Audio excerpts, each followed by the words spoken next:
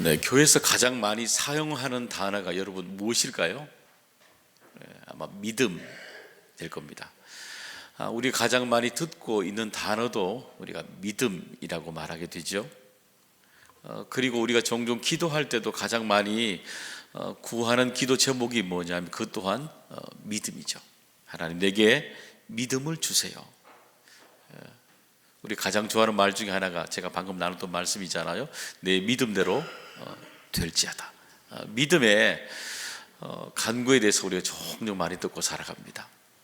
저는 오늘부터 3주 동안에 우리가 왜 무엇을 믿는지, 믿음, 어떻게 우리가 믿음을 사용하는지, 믿음, 그 믿음을 어떻게 우리가 지키고 살아가야 되는지 3주 동안 함께 믿음에 대해서 함께 여러분과 나누려고 합니다.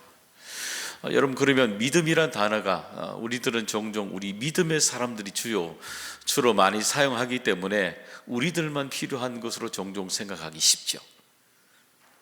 그러면 믿지 않는 사람들은 믿음이 필요 없을까요? 그럼 믿지 않는 사람들에게는 여러분 믿음이란 단어, 이 신뢰라는 단어가 그러면 그들에게는 필요가 없을까요? 그렇지 않죠. 믿지 않는 사람들 모두에게도 여러분 믿음이 없이는 살아갈 수 없죠. 보셔요. 우리가 사람을 만날 때 그 사람을 믿지 못하면 그 사람과 함께 살아갈 수 있겠어요? 안 되잖아요. 그럼 내가 물건을 구입할 때 그 물건을 파는 사람에 대해서 물건을 내가 정말 신뢰할 수 없다면 그 물건을 살 수가 있겠습니까? 그렇지도 않죠. 여러분, 내가 어떤 맛집에 찾아가려고 할 때 그 맛집에 음식을 먹으려고 할 때 그 음식을 내가 믿지 못한다면 그 음식 내가 먹을 수가 있겠습니까? 먹을 수가 없죠. 여러분, 내일의 내 삶에 하나님께서 인도하시는 내 삶의 내일이 변해갈 것이라는 구체적 계획과 세우더라도 희망이 없다면, 그렇죠? 역시 믿지 않는 사람들에게도 그런 내일에 대한 믿음이 없다면, 신뢰가 없다면, 기대가 없다면 살아갈 수 없게 되는 거죠. 이 무종교 시대에 더 무종교화 시대에 살아가는 이 센세의 이 사람들에게 그러면 이들에게는 그러면 믿음의 대상이 신뢰할 수 있는 대상이 여러분 없으면 살아갈 수 있겠습니까? 이들도 그렇지 않습니다, 여러분. 디모데후서 4장 1절 2절의 말씀을 우리가 한번 읽어보겠습니다. 읽어봅니다.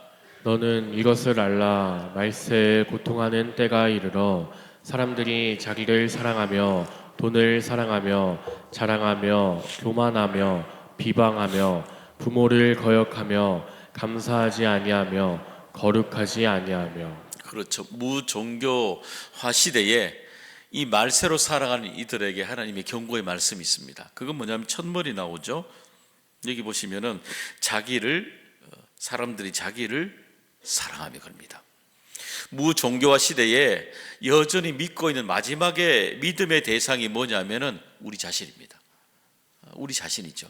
누구보다도 마지막까지 우리를 붙들고 살아가게 되죠. 여러분, 그러면 마지막까지 믿음의 대상인 자기 자신을 믿지 않으면 어떻게 될까요? 여러분, 우리 살아가면서 내가 하나님을 믿든 믿지 않는 사람들이 살아가는 다른 걸 믿든 마지막에 이 무종교화 시대에 살아가는 사람들이 마지막에 남아있는 자기 자신을 믿지 않게 되면 결국 마지막 선택을 하게 되는 경우가 참 많이 되게 되잖아요. 그래서 우리가 알 수 있는 것은 뭐냐면 믿음의 사람뿐만 아니라 믿지 않는 모든 사람들에게도 똑같이 적용되는 것이 뭐냐면은 믿음이 없이는 살아갈 수 없는 겁니다. 신뢰하는 것이 없고는 이 세상에서 여러분 살아갈 수 없다는 것을 우리가 알 수 있게 되는 것이죠. 내가 믿는 대상, 의지할 수 있는 대상이 있을 때에 우리는 불안해하지 않게 되는 겁니다. 내가 정말 믿음의 대상, 신뢰하는 대상이 있을 때에 우리는 신뢰하면서 살아갈 수 있게 되는 거죠. 여러분, 그러면 오늘 우리의 삶에 우리는 무엇을 믿고 살아가야 될까요? 오늘 베드로가 복음을 전했던 이 베드로 전서 1장 1절에 보면 그 지역을 이렇게 설명해 주고 있습니다. 베드로 전서 1장 1절 말씀 읽어보겠습니다. 예수 그리스도의 사도 베드로는 본도, 갈라디아, 갑바도기아, 아시아와 비두니아에 흩어진 나그네. 여기 보시면은 본도, 갈라디아, 갑바도기아, 아시아와 비두니아 이렇게 되어 있죠. 여기 지역은 지금의 터키 지방을 말하고 있습니다. 그 터키 지방에 이 베드로가 복음을 전해 주고 있는 거죠. 그 당시에 이 복음을 전했던 이 터키 지방에는 어떤 때보다도 핍박이 있었던 곳입니다. 로마의 황제를 통해서 수많은 핍박이 이어졌던 곳이 바로 이 터키 지방입니다. 그래서 그들은 매일마다 죽음에 직면하고 있는 고난이 이어지고 있었죠.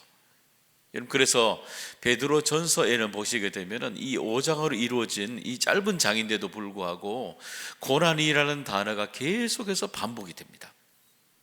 전체 보게 되면 17번이나 이 고난이라는 단어가 반복이 됩니다. 왜냐하면 이 베드로 전서에 전했던 베드로가 복음을 전하고 있는 이 터키 지방에 그 당시에 로마 황제의 핍박을 통해서 수많은 사람들이 죽어가고 있었거든요. 순교하고 있었습니다. 매일마다 그들의 삶이 아주 긴박하게 살아가고 있는 겁니다. 그렇기 때문에 그들에게 인생의 중요한 질문을 꼭 해야 되는 겁니다. 그 질문이 뭐겠어요? 내가 지금 무엇을 믿고 살아가고 있는 것인가? 내가 정말 믿고 있는 이 대상이 정말 맞는 분인가? 그죠? 내가 목숨을 다 바칠 만한 믿음의 대상이 있는가? 그들에게는 이 질문을 해야 될 상황이 놓여져 있었던 것입니다. 여러분, 그러면 이들이 목숨을 걸었던, 생명을 걸었던 그 믿음의 대상은 누구일까요? 그것은 바로 예수 그리스도라고 우리에게 말씀해 주시고 있습니다. 15절의 말씀 한번 읽어보겠습니다. 너희 마음에 그리스도를 주로 삼아 거룩하게 하고 너희 속에 있는 소망에 관한 이유를 묻는 자에게는 대답할 것을 항상 준비하되 온유와 두려움으로 하고. 여기 보니까 너희 마음에 누구를요? 그리스도를, 그죠? 예수란 말보다도 더 정확한 예수 그리스도 주란 말이죠. 예수 그리스도를 우리 마음의 주님으로 삼아합니다. 우리 마음에 여러분 어떤 것이 우리 마음의 중심이 되고 있는 것을 질문하고 있는 거죠. 어떻습니까? 여러분의 지금 마음속에 누가 계신 것 같아요? 여러분의 마음속에 예수 그리스도께서 분명히 여러분의 주가 되고 계십니까? 중심이 되고 계십니까? 한번 들여다보셔요. 한번요. 사무엘상 17장에 보면 우리가 알고 있는 다윗과 골리앗의 전투를 소개하고 있죠. 그때 보시게 되면은 이 골리앗의 얘기를, 외모를 이렇게 설명하고 있는 사람이 나오죠. 사울 왕처럼 이 골리앗의 외모를 쭉 설명해 주고 있습니다. 갑옷도 설명해 주고 있죠. 그가 입고 있는 옷뿐만 아니라 키가 3m 가까이 되는 거인의 얘기를 거기에 담고 있습니다. 그 모습을 보게 되면 이 골리앗은 절대자로 모습을 보여주고 있습니다. 패하지 않는 절대자의 모습이죠. 넘을 수 없는 넘사벽이라 그러잖아요. 아주 절대의 넘사벽의 모습을, 이 골리앗의 모습을 표현해 주고 있습니다. 우리 17장 43절에 보면은 이 문장 속에서 우리가 하나 알 수 있는 것이 있습니다. 한번 볼까요? 한번 읽어보겠습니다. 블레셋 사람이 다윗에게 이르되 내가 나를 개로 여기고 막대기를 가지고 내게 나아왔느냐 하고 그의 신들의 이름으로 다윗을 저주하고. 그렇죠. 이 보시게 되면 골리앗이 나와서 다윗을 저주할 때 누구 이름으로 저주를 하고 있나요? 그의 신들의 이름으로 저주하고 있습니다. 다곤입니다. 여러분, 우리가 생각할 때 사울 왕이 가장 두려워했던 사람은 누구일까요? 눈앞에 보이는 골리앗이죠. 이스라엘 백성들이, 수많은 군사들이 가장 두려워하고 있는 사람은 누구일까요? 골리앗입니다. 그런데 17장 43절에 보게 되면은 전혀 두려움이 없어 보이는 이 골리앗이 누구를 두려워하냐면은 오히려 그가 골리앗이 두려워하는 대상이 있다는 겁니다. 누구예요? 그가 믿고 있는 다곤이라는 겁니다. 오히려 그는 더 두려운 대상인 다곤을 믿고 있고 의지하고 살아가는 사람이라는 것 보여주고 있는 것입니다. 우리가 생각할 때는 이 골리앗이 의지할 대상이 없어 보이잖아요.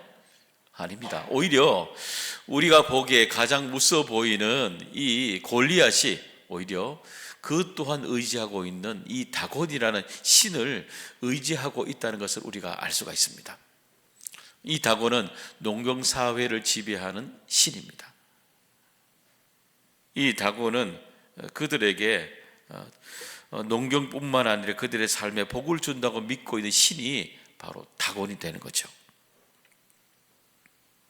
우리 그러면 한번 다윗을 볼까요? 다윗을 누구를 의지하고 있는지 한번 보겠습니다. 17장 45절의 말씀 쫓아보겠습니다. 다윗이 블레셋 사람에게 이르되 너는 칼과 창과 단창으로 내게 나아오거니와 나는 만군의 여호와의 이름 곧 내가 모욕하는 이스라엘 군대의 하나님의 이름으로 내게 나아가노라. 그렇죠. 다윗이 의지하는, 다윗이 정말 마지막에도 두려워하는 신이 누구예요? 그것은 골리앗이 되어야 되지 않습니까? 모든 사람들이, 사울 왕과 모든 군사들의 두려움이 골리앗으로 향해 있지 않습니까? 그런데 다윗이 정말 두려워하는 사람은 골리앗이 아닙니다. 살아계신 하나님을 바라보고 있는 것입니다. 여러분, 종종 우리는 우리의 사울 왕과 이스라엘 백성들처럼 우리도 똑같이 그럴 때가 있습니다. 그 뭐냐면 우리 앞에 눈에 보이는 큰 두려움이 있죠. 골리앗을 바라보고 살아갈 때가 많은 겁니다. 내 삶에 우리가 바라보아야 될 대상은 하나님인데도 불구하고 우리의 삶에 닥치고 있는 큰 두려움이 밀려올 때마다 하나님을 바라보지 않고 그 두려움이라는 하나님 바로 앞에 있는 골리앗을 바라보고 살아가는 겁니다. 두려움이 크거든요. 너무너무 그 두려움이 크니까 종종 우리는 우리의 믿음의 대상인 하나님을 바라보지 못하고 그 앞에 있는 두려움의 대상인 골리앗을 늘 바라보고 살아가는 겁니다. 결국 이 사울 왕처럼, 이스라엘 군사처럼 골리앗을 바라볼 때 우리 안에 두려움으로 살아갈 때가 참 많지 않습니까? 어떠세요? 여러분의 지금 마음속에 가장 큰 두려움을 주고 있는 골리앗이 무엇입니까? 지금 현재 여러분의 삶을 하나님을 바라보지 못하게 하고 있는 큰 두려움을 느끼고 있는 그 골리앗이 무엇입니까? 오늘 우리는 우리 앞에 놓여져 있는 이 골리앗보다도 더 크게 우리가 하나님을 바라봐야 된다는 것, 두려움 넘어 하나님을 먼저 바라보고 있어야 된다는 것, 성경은 우리에게 사울 왕과 이스라엘 사람들의 시선이 아닌 다윗이 바라보았던 그 시선으로 우리의 믿음으로 바라보라고 말씀해 주시고 있는 겁니다. 여러분, 그 믿음 찾아내시기를 바랍니다. 하나님을 믿는 사람들의 눈에는 이렇게 보이게 되는 겁니다. 시편 3편 6절의 말씀을 따라 읽어보겠습니다. 천만인이 나를 에워싸 진친다 하여도 나는 두려워하지 아니하리이다. 그렇죠. 천만인이 나를 에워싸 진칠지라도, 천만인같이 수많은 골리앗이 여전히 우리의 삶에 우리를 이렇게 진칠지라도 우리가 정말 흔들리지 않는 이유는 이 모든 두려움을 잠재우시는 하나님이 우리를 바라보고 계신다는 겁니다. 천만인의 모든 골리앗이 우리에게 매일마다 우리의 삶을 억누를지라도 우리 하나님을 바라보지 않습니까? 하나님을 바라보는 사람은 천만인의 골리앗을 넘어갈 수 있는 은혜를 우리 모두에게 주신다고 말씀해 주시고 있는 것입니다. 보셔요. 여러분 중심의 마음의 중심에 무엇이 있는 것 같습니까? 사울 왕처럼, 이스라엘 백성들처럼 그 중심에 골리앗이 있는가요? 오직 여러분의 마음속에 두려움을 주는 골리앗이, 큰 골리앗이 있다면 하나님이 주신 믿음으로 그 골리앗을 무너뜨리시길 바랍니다. 그 속에 하나님이 우리에게 주시는 그 하나님을 믿을 때에, 바라볼 때에 우리에게 주시는 이 골리앗, 우리 안에 있는 이 골리앗을 넘어가게 되는 것입니다. 그럼 풍성한 은혜 우리 모두 주시기를 소망합니다. 그럼 두 번째는, 그러면 우리가 믿음의 대상이, 우리가 믿고 있는 것이 예수 그리스도라고 말씀드린다면 두 번째, 그러면 우리가 믿고 있는 예수 그리스도를 믿지 않는 사람들에게 우리가 어떻게 이야기를 해야 될까요? 어떻습니까? 여러분이 믿지 않는 사람들을 만날 때 여러분의 이야기를 그들에게 예수 그리스도 어떻게 이해가셔요? 우리 15절의 말씀 한 번 더 15절의 말씀 한 번 더 읽어보겠습니다. 너희 마음에 그리스도를 주로 삼아 거룩하게 하고 너희 속에 있는 소망에 관한 이유를 묻는 자에게는 대답할 것을 항상 준비하되 온유와 두려움으로 하고. 그렇죠. 여기 보시면 항상 준비하되 그럽니다. 물을 때에 대답할 수 있는 것을 항상 준비하라라고 우리에게 말씀해 주시고 있습니다. 여러분 묻는다면 여러분 어떻게 여러분 대답해 주실 것 같아요? 이런 얘기가 있어야 되죠. 내가 왜 예수 그리스도를 믿게 되었는지가 되어야 되겠죠. 그리고 내가 예수 그리스도를 믿을 때에 내 삶에 어떤 일이 일어났는지 이야기가 있어야 되는 거죠. 세 번째, 그리고 내가 예수 그리스도께서 내 안에 계실 때, 내가 믿음의 대상인 예수 그리스도를 지금 내가 믿고 있을 때에 현재에 내게 일어나고 있는 영적 유익이 무엇인지 여러분이 이야기할 수 있어야 되는 것입니다. 제 얘기가 아니에요. 여러분이 예수 그리스도를 만났던 변화되었던 내 삶에 어떻게 변화가 되어 왔는지 여러분의 인생의 신앙의 이야기가 되어야 되는 것입니다. 그 얘기가 있어야 되는 거죠. 어떠셨어요? 여러분 예수님 믿고 살아왔던 얘기 여러분 어떻게 얘기하기 원하십니까? 여러분 사도 바울이 쓴 서신들을 보게 되면 신약의 13편의 서신이 거기에 기록이 되어 있습니다. 그래서 13편의 13곳의 교회와 13곳의 교인들에게 보냈던 서신들이죠. 편지들이죠. 근데 그 편지의 글에 보게 되면은 첫 소대 이렇게 글을 쓴 모든 내용들이 다 똑같이 기록이 되어 있습니다. 형태들이. 여러분 만약에 여러분이라면 이렇게 낯선 곳에 첫 사람들에게 여러분 편지를 보내면 여러분은 거기에서 어떤 글을 첫 소절에 쓸 것 같아요? 여러분은 아마 여러분 여기 계신 분들 중에 펜팔을 아마 써보신 분들을 잘 아실 겁니다. 그런 분들은 맨 앞에 제일 위에 인사글을 쓰실 겁니다. 당연하게 인사 안부를 묻는 아마 글을 쓰실 겁니다. 그렇죠? 그런데 사도 바울이 쓴 모든 서신은 똑같이 그 1절에는 똑같은 내용들이 거의 반복이 됩니다. 한번 1절 로마서 우리 1장 1절 말씀 한번 읽어볼까요? 읽어보겠습니다. 로마서 1장 1절의 말씀입니다. 제가 읽어볼게요. 예수 그리스도의 종 바울은 사도로 부르심을 받아 하나님의 복음을 위하여 택정함을 입었으니. 그러니까 모든 사도 바울이 쓴 모든 서신에는 이 문장이 똑같이 반복이 됩니다. 예수 그리스도의 종 바울은 이렇게 말입니다. 예수 그리스도의 종 바울은 하나님의 복음을 위하여 택정함을 입었으니 이렇게 고백합니다. 하나님이 나를 부르셨다는 겁니다. 하나님이 나를 여러분과 만나게 하셨다는 겁니다. 그의 얘기에 첫 소절은 바로 내가 아닌 예수 그리스도입니다. 그렇죠? 근데 거기에 보게 되면 예수 그리스도의 종이란 단어를 그가 제일 먼저 소개하고 있죠. 종 그러면 우리가 생각할 때 노예를 의미합니다. 자유가 없는 그 모습의 노예를 얘기하게 되죠. 그런데 여기 보면 예수 그리스도의 종이라고 얘기합니다.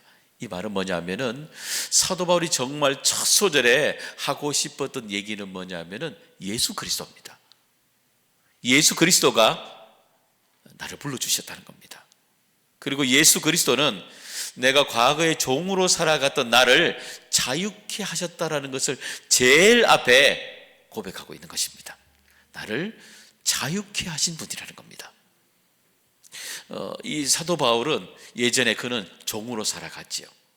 그가 인생을 살아오며 최고의 엘리트에 속해 있었기 때문에 최고의 지식자로서 자랑하며 살아갔습니다.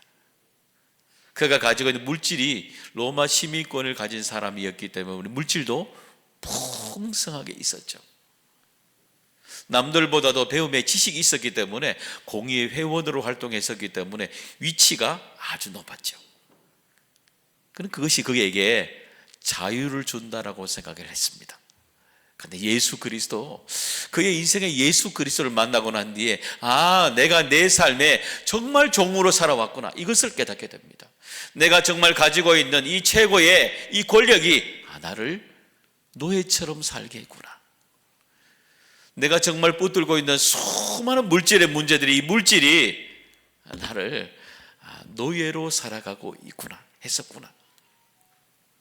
내가 가지고 있는 이 권력들이 내가 노예처럼 종으로 그렇게 매이면서 살아갔구나, 그가 알게 됩니다. 내가 영적인 감옥에 그동안 살아왔구나라는 것을 그가 알게 됩니다. 그래서 그가 예수 그리스도를 만났을 때에 예수 그리스도의 종이라고 얘기합니다. 예수 그리스도를 만날 때 내 삶에 살아왔던 모든 것으로부터 자유케 하시는 자유의 사람이 되었다라고 그가 고백하고 있는 것입니다. 사랑하는 여러분, 혹시 여러분 여전히 여러분이 누리는 것 때문에 혹시 노예로 살고 있지 않으세요? 여러분이 정말 주어진 그 풍성함 때문에, 그 풍성함이 혹시 여러분 종으로 살아가지 않으세요? 매여서 노예로 살고 있지는 않으세요? 우리의 삶의 맨 앞에 예수 그리스도가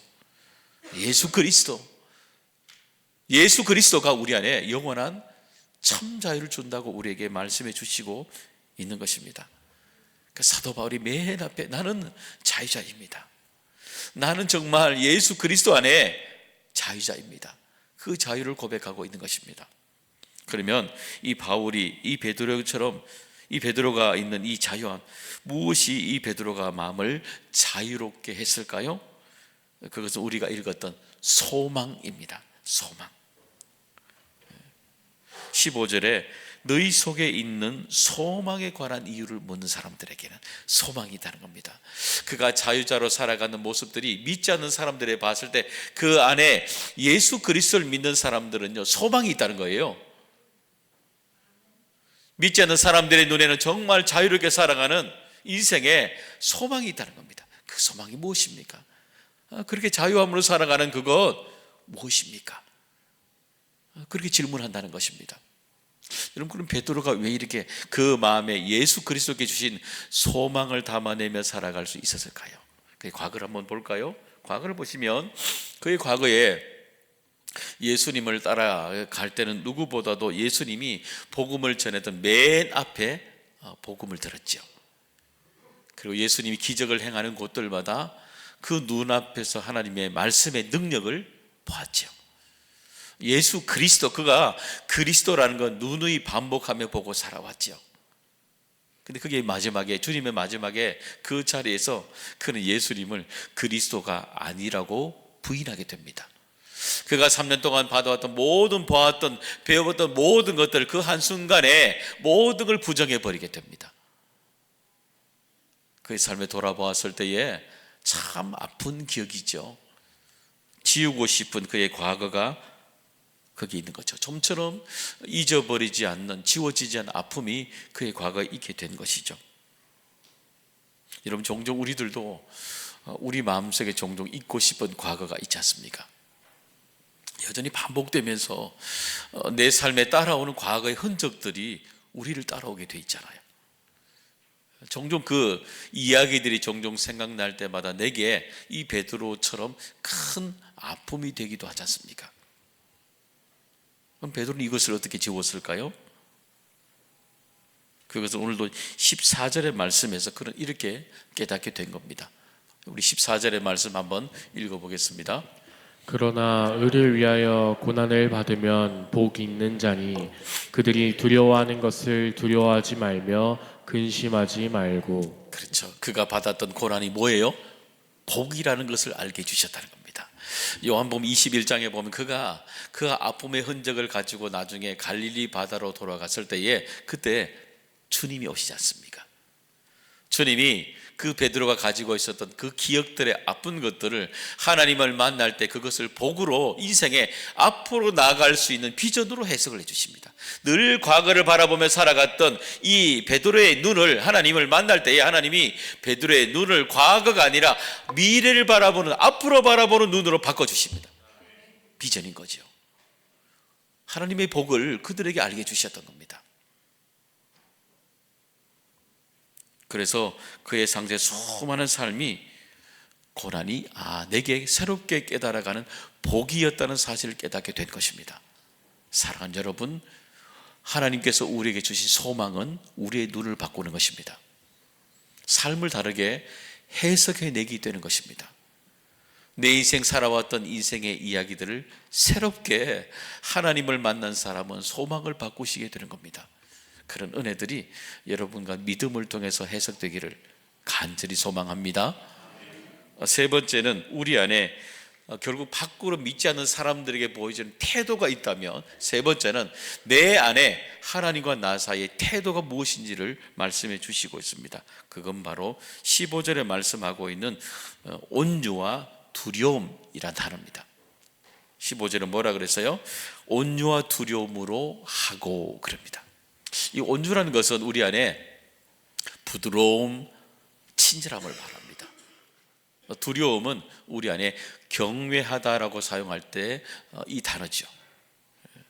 두려움, 다른 의미로는 순종하다, 존경하다는 의미도 담겨진 단어들입니다. 여러분, 우리가 하나님을 바라볼 때 우리 안에 믿음을 줄 때 우리 안에 두 마음을 주시는 거죠. 내가 하나님을 바라볼 때 내 안에 온유한 마음을 주셔요. 부드러움이죠. 여러분, 만약에 하나님께서 우리에게 주신 하나님의, 우리가 바라본 하나님이 온유한 대상이라면 하나님께 나아가는 것이 어렵지 않을 겁니다. 더 자주 갈 수도 있겠죠. 근데 만약에 하나님이 우리에게 대상에 두려움으로 남아 있다면 어때요? 여러분, 하나님을 찾는 것이 쉬울까요? 어려울까요? 좀 낯설죠, 그죠? 이 두려움의 자리를 지나갈 때 우리에게 주시는 순종이 아마 여러분에게는 뭔가 복종해야 되는 큰 어려움으로 해석이 될 겁니다. 근데 성경은 우리들에게 하나님을 만나는 자리에 믿음의 두 바퀴는 온유함과 두려움, 하나님을 바라보는 경외하는 마음이 두 개가 있어야 된다라고 우리에게 설명해 주시고 있는 겁니다. 그것이 바로 믿음의 사람들이 가져야 되는 믿음의 균형이라고 설명해 주고 있는 것입니다. 그럼 왜 이 균형이 우리에게 필요할까요? 그것은 이 온유와 두려움을 통해서 우리가 하나님의 눈으로 내 인생을 바라볼 수 있게 되기 때문인 것입니다. 예전의 일이죠. 10년도 한참 전의 얘기입니다.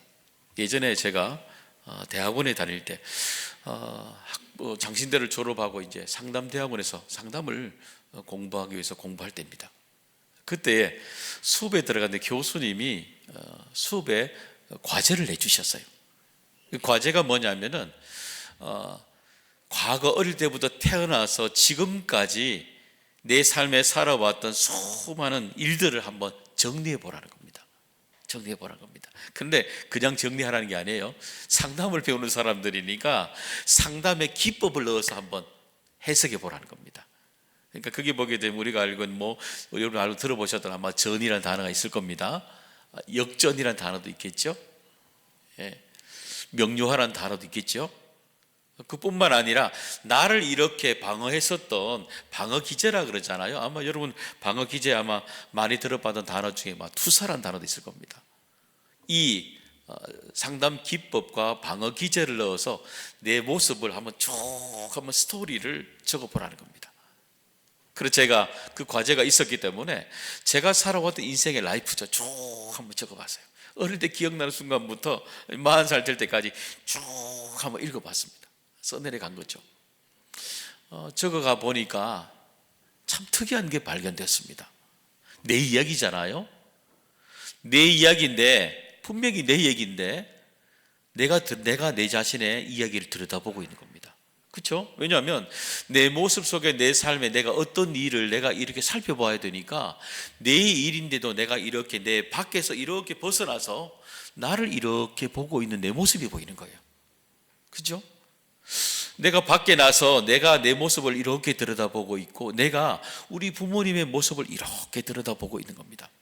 이걸 뭐냐면요, 우리 상담에서는 상담자가 내담자가 있으면 이 두 사람을 바라보는 이 다른 사람 관찰자라는 해석을 연습시킵니다. 또 다른 사람이죠. 그동안에 내가 바라보지 못했던 또 다른 눈으로 내 밖에서 나를 이렇게 바라보면서 내 문제를 이렇게 들여다보고 있는 겁니다. 그러면서 제가 거기에서 깨달은 게, 그 숙제를 통해서 깨달은 게 하나 있었습니다. 그건 뭐냐면 그래서 그렇게 된 것이구나 알게 됐어요. 내 모습이 내가 그렇게 행동하는 모습을 보면서 내가 그렇게 행동하고 있었구나 알게 됐죠. 우리 어머니를 이렇게 돌아보면서 우리 어머니가 그때 내게 이런 말씀을 이렇게 하고 있는 모습을 이렇게 밖에서 바라보면서 우리 어머니가 그렇게 말씀하신 이유가 그렇게 된 것이구나. 그 얘기를 하나씩 내가 또 다른 눈으로 하나씩 들여다보게 되었던 것입니다. 그러면서 그렇게 하실 수밖에 없었던 거구나. 내 안에 내 밖에 내 모습으로 바라보면서 새롭게 내 자신의 인생이 새롭게 해석이 된 것을 보게 된 것입니다. 한번 여러분도 기회가 되시면 여러분의 걸어왔던 인생 얘기를 한번 적어보시길 바랍니다. 사랑하는 여러분, 하나님이 우리 안에 믿음의 두 바퀴를 주신 이유가 이것입니다. 온유함과 두려움을 주신 이유가 바로 이것입니다.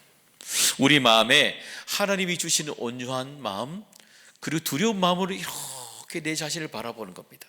하나님의 눈으로 내 안에 온유한 마음으로 하나님이 주시는 이 순종의 마음으로 내 마음속을 이렇게 하나님의 눈으로 들여다보는 겁니다. 마치 비행기를 타고 높이 올라가서 밑에 내다보면 모든 것들이 다 보이지듯이 말입니다. 하나님의 눈으로 내 자신을 이렇게 바라보는 겁니다. 그렇게 보게 되면 우리 인생에 깨닫게 되는 거죠. 내 인생이 그래서 그렇게 되었구나. 그렇게 알게 되는 겁니다. 그렇게 하나님의 눈으로 바라본다면 그 인생이 끝나지 않고, 그러면 하나님의 눈으로 바라보게 되면 앞으로 내 인생도 하나님이 나를 그렇게 이끌어 가시겠구나 라고 하나님의 눈으로 내 인생을 새롭게 바라보는 해석으로 살아가게 되는 것입니다. 베드로전서 4장 1절 2절에 우리에게 이렇게 영적 유익을 설명해 주시고 있습니다. 읽어보겠습니다. 그리스도께서 이미 육체의 고난을 받으셨으니 너희도 같은 마음으로 갑옷을 삼으라. 이는 육체의 고난을 받은 자는 죄를 그쳤음이니 그 후로는 다시 사람의 정욕을 따르지 않고 하나님의 뜻을 따라 육체의 남은 때를 살게 하려 함이라. 그렇죠. 하나님께서 오늘도 우리에게 육체의 고난을 주신 것은 너희도 같은 마음으로 어떻게 해요? 갑옷을 삼으라 말합니다. 여러분, 오늘도 여러분의 삶에 어려움의 고난이 지속될 때마다 영적 갑옷을 꼭 입으시길 바랍니다. 그게 뭐예요? 온유함과 두려움입니다. 하나님께서 우리에게 주시는 갑옷입니다. 그 갑옷이 우리에게 있을 때에 정욕을 따르지 않고 하나님의 뜻을 따라 살아가게 된다는 것입니다. 우리에게 주시는 영적 유익입니다. 내게 주신 정욕을 따라 살아가지 않고 하나님의 뜻을 따라 살아가는 우리가 된다는 것입니다. 사랑하는 여러분, 우리가 무엇을 믿고 살아가야 될 건가? 그건 바로 우리는 믿는 대상인 예수 그리스도를 믿으며 살아가게 됐죠. 그리고 우리 안에 믿지 않는 수많은 사람들에게 보여지는 우리 안에 있는 소망으로 우리는 붙들고 살아가죠. 그리고 하나님과 우리의 관계에서는 하나님께서 주시는 우리 안에 믿음의 두 바퀴인 온유함과 두려움으로 하나님이 주시는 영적 갑옷으로 하나님의 뜻을 따라 살아가게 하시는 것입니다. 그런 은혜들이 우리 모두에게 충만하게 주시기를 주님의 이름으로 축복합니다.